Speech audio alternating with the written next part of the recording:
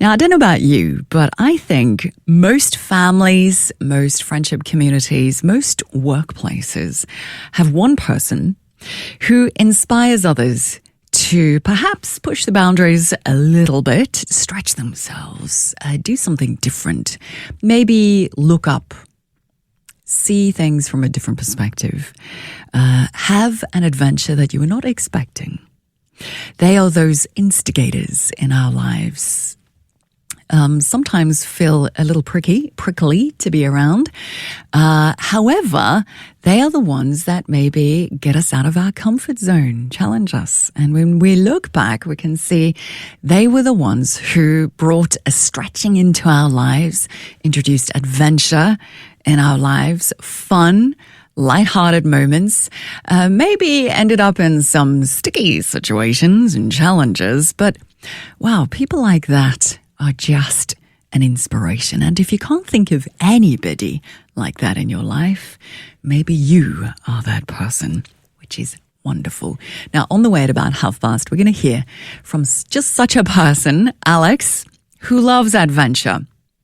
Is passionate about just living for every single day as God created him, with the time that we have and making use of every opportunity to do something incredible, something that will challenge and stretch him. And so that's exactly what he decided to do earlier this year, raising funds for Hopeful Communities, an incredible charity working out in Eastern Europe. And he chose to ride a bike across Europe. And so his wife joined him, and then some friends joined him, and he raised lots of money. We'll hear about some of the adventures and what this spontaneous challenge raised, some of the life lessons learned. That's Alex Davidson. So today we get to hear from Alex. Was it in August that you did a big bike ride? And it wasn't just you. You inspired the wife to come along, and then as you started talking about what you were planning on doing, next thing you know, you've got like a whole group of people who want to join you. So the sort of story started. I was sort of had COVID a few years ago, and you sort of got hours to waste, haven't you? When you're sort of sat in your bed, you can't go and see anyone or be with anybody. I started watching a bit of YouTube, and quite enjoy these sort of cycling videos, people cycling around the world. And I got quite inspired, and I thought, oh, that'd be such a fun thing to do. And so I sort of dreamt about cycling across Europe to Turkey, to Istanbul, where we've got some friends. So I sort of was dreaming about this, and I saw my wife, and I sort of suggested it to her, and probably at that point she probably should have said no, but she said, oh, that sounds like a great idea. And I was part of this cycling group that was sort of linked a little bit to our church, and I sort of suggested some of those guys, this is what I'm thinking about, and they were really up for the idea of getting involved and being involved. And so it just started to snowball a little bit, really. So sort of a couple of years later, sort of on August the 14th, a few of us, so we started off with 6 of us, we got on the bikes and cycled out our village, which is just south of Worcester, called Kemsey. And we sort of cycled, the first day we cycled to Reading, and then we sort of kept cycling, really, and cycled all the way to Istanbul, which was absolutely incredible adventure. This wasn't like a day by day, let's see if we can do a little further, let's see if we can go a bit further. You had actually planned some of the route, right? It's sort of got a bit crazy, really. So I thought, I sort of wanted to do it, and I wanted to do it fairly quickly because I didn't have loads of time on my hands. So I thought, how can we do this? And ended up sort of buying an idea, and we bought this van that we could sleep in, so a big sort of Mercedes Sprinter that we could all sleep in. And so, as I said, like some of my friends got involved, and so we had this van that we'd sleep in at night. And so I had different people driving that. So we had a few guys driving that. So at one point there was 6 of us in this van, which was cozy and at times very smelly, and it was really hot as well in August in France. So it was a little bit of adventure, I think, but we're all still friends, which is amazing. Yeah. And so we'd sort of sleep in the van at night. So as part of this, so obviously I had somebody drive for the first couple of weeks, and then they sort of left. They sort of travelled back to the UK and had somebody else join us in Salzburg, Austria. So we had sort of deadlines to get to, and had other people sort of joining on the ride. So different people sort of cycled for a bit, and then they sort of flew home or caught the train home, and then other people joined us along the route. So I had to be in certain places at certain times, which when we set out was sort of, yeah, okay, but then it was a little bit daunting because anything can happen. And some of the miles that we sort of planned to do were sort of quite big, really. So I really wasn't sure how it was going to end up, or whether we were going to do it. And so it was a real adventure. Wow. And so you're part of a small cycling group anyway, but to cycle across Europe is a whole other adventure. What's kind of one of the big standout moments from the trip? It's fun. Some people do these adventures and don't really plan them much. The planning, I think, is quite a good thing.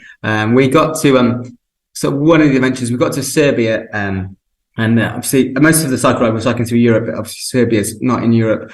And we had my sister-in-law with us at this time, and she'd done a little bit of research, and she sort of realised that on the first night we sort of need to register where we were staying, really. So we booked this campsite because most of the time we just slept by the sides of roads or by rivers and things like that, and it worked really well. But we booked this campsite because we had to register to say that we've arrived in the country, and then a few days later you drive out and it's all good in customs.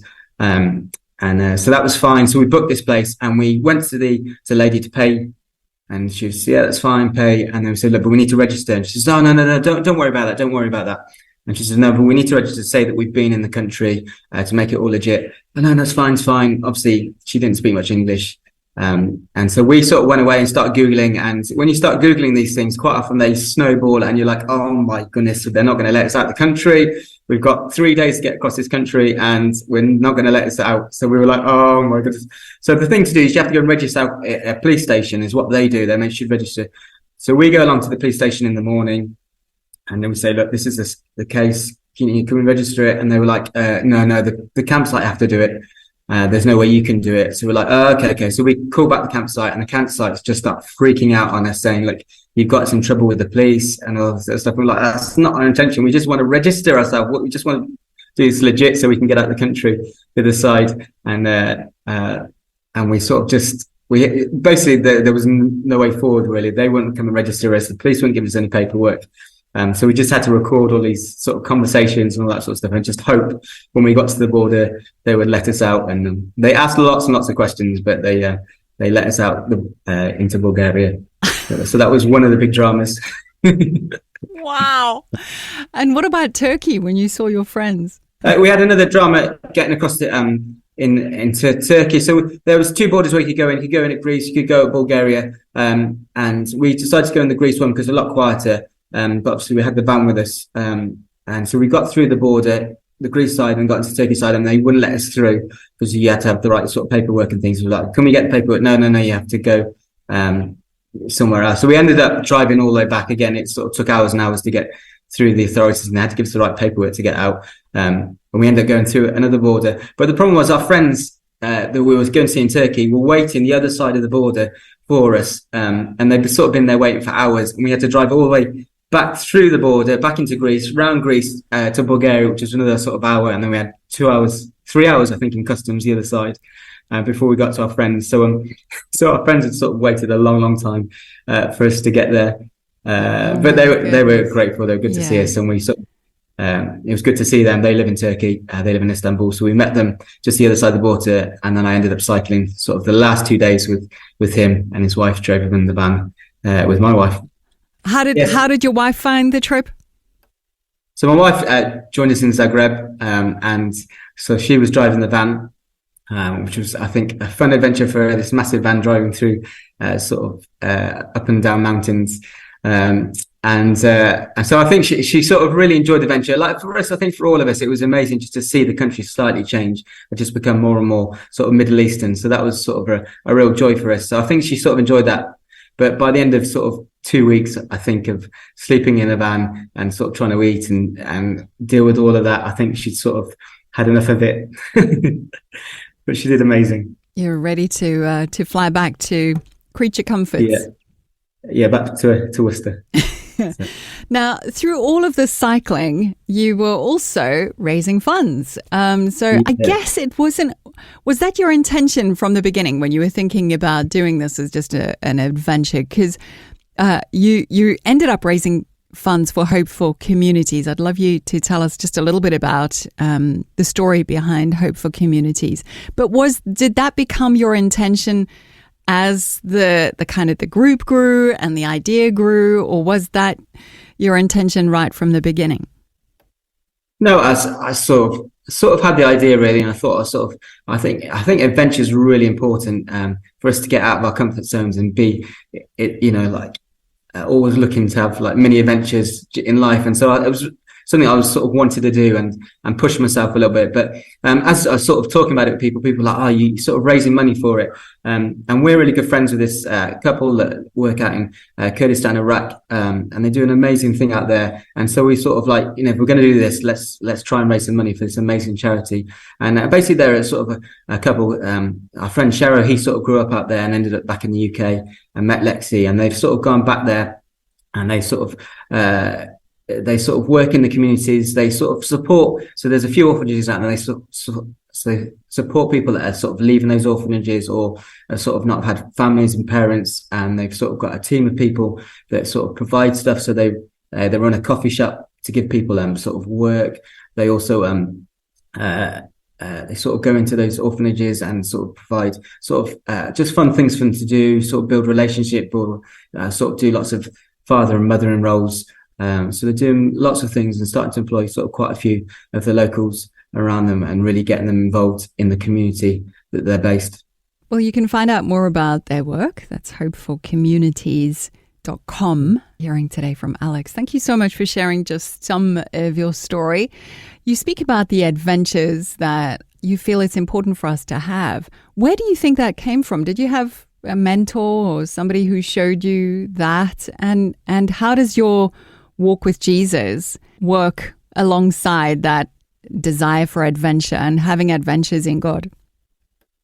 I think you look at the Bible, people were always on adventure. God sort of never let people get sort of settled. Every time somebody got settled, something happened in their life, or God sort of would move them on really. And I think he does that with all of us really. Every time we start getting settled, he wants you to keep moving forward. And I know for me, I've done like a few little adventures in my life, and it's just so important to get you out of your comfort zone. And I sort of really made an effort because I sort of quite like people, and I come across quite confident, but actually I sort of worry what people think about me quite a lot. And I sort of made a real conscious effort on the start of this journey to sort of like, I'm going to just be really bold and confident with people and sort of love people that were in front of me. And it was an amazing sort of experience for me. It really taught me lots of things about God. And I think God really teaches us the things as we start moving in those adventures, and whether that's just a little thing, just going and chatting to somebody that you've never spoken to before, or sort of loving the person in front of you. I think quite often God places us in those sort of places to really help us to grow, and quite often we learn more from that little adventure than probably the other person does. And I think it's just really, really important that we get ourselves out of comfort zones. Yeah.